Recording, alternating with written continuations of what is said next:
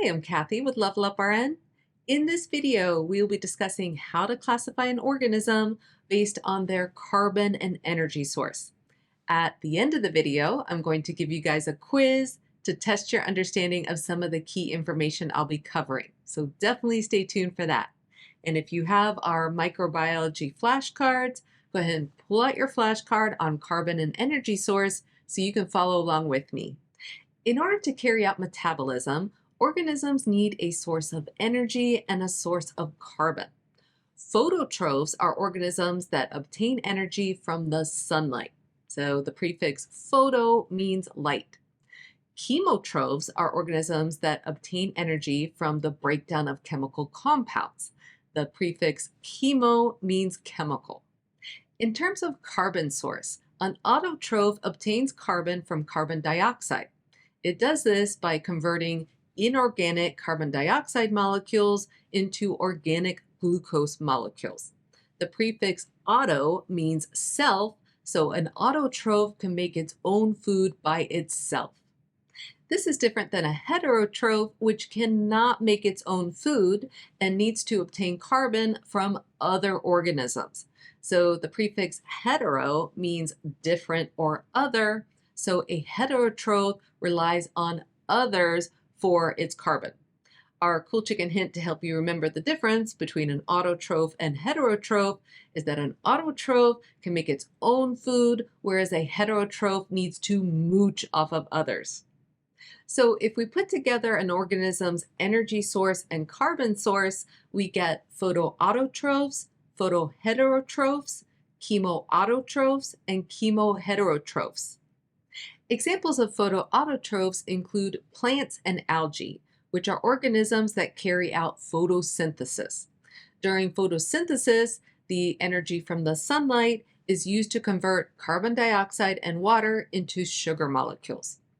Examples of organisms that are photoheterotrophs include green and purple sulfur bacteria. Examples of chemoautotrophs include organisms that live in extreme environments, such as methanogens and halophiles.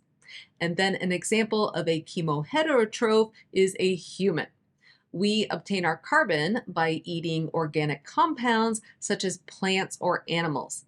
And then we obtain our energy through the breakdown of those chemical compounds during cellular respiration. All right, it's quiz time. And in this particular quiz, the answer to each question will either be photoautotroph, photoheterotroph, chemoautotroph, or chemoheterotroph. You guys ready? Number 1. What do you call an organism that obtains carbon by ingesting other organisms and obtains energy through the breakdown of chemical compounds? The answer is a chemoheterotroph. Number 2. What do you call an organism that carries out photosynthesis? The answer is a photoautotroph. And number 3. What do you call an organism that obtains energy from the sunlight and obtains carbon from other organisms? The answer is a photoheterotroph.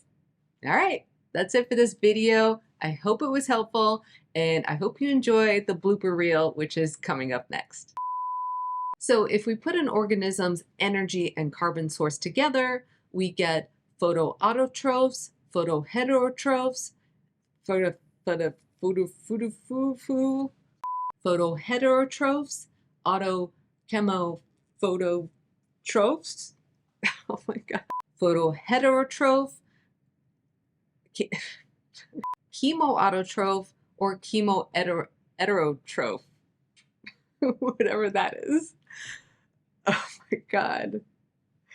This video is cursed. We invite you to subscribe to our channel and share a link with your classmates and friends in nursing school.